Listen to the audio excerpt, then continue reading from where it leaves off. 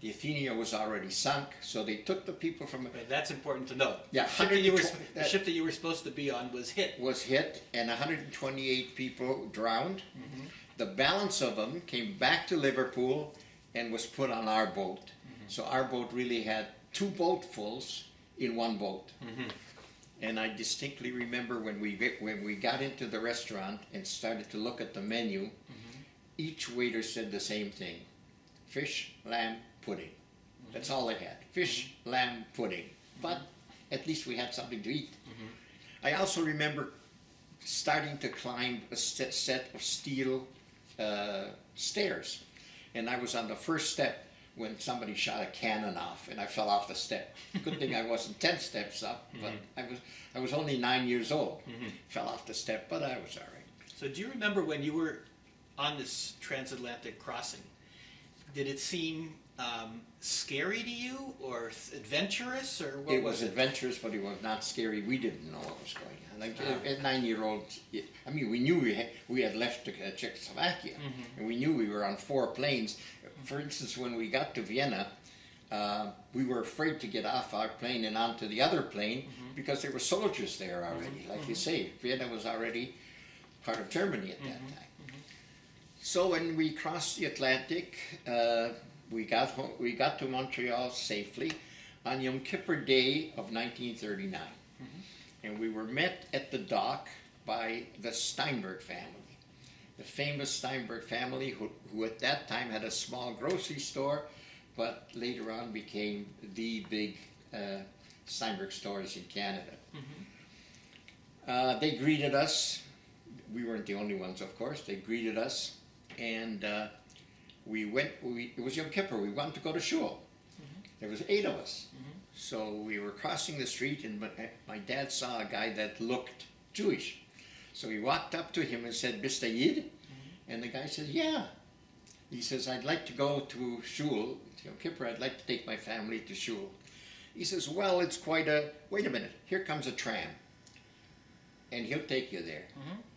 And he pointed at a tram which was just arriving, and my dad said, "A tram on Yom Kippur?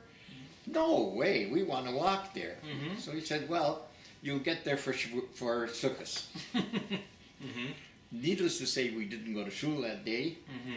Went to the hotel, stayed a couple of days in Montreal, and from Montreal we took a train to Toronto, and we were complete strangers. And in Toronto we got a hold of a real estate guy who offered us a farm on the corner of Yonge and Shepherd, which today would be worth millions and millions of dollars. But we decided, no, we want to be near Ferko. Your former driver. So we arrived in Welland, which is near Wellandport. He had called a real estate man. When we arrived in Welland, we were greeted by the Welland community, which was a small Jewish community in those days. But it had about, I don't know how many people there, but there was about 10 big families, good families. And they took us in, 8 people. They took us into, well, first we were at Cassier's, because they had the only place with 8 beds. And then we took, then Mr. Mitchell took us in, divided us up. Anyway, we looked around for farms because we had to go 5 years as farmers. That's what we guaranteed the government.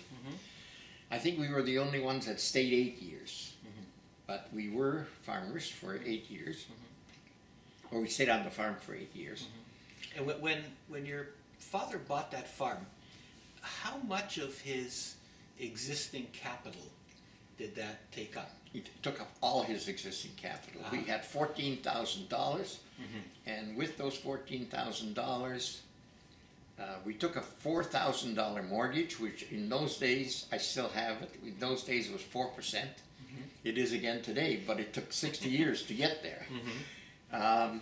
And we bought a farm that had 3 houses, 135 acres, 30 Jersey cows, and Jersey cows are the kind that don't give any milk. They give very little milk, but they have very high butter fat.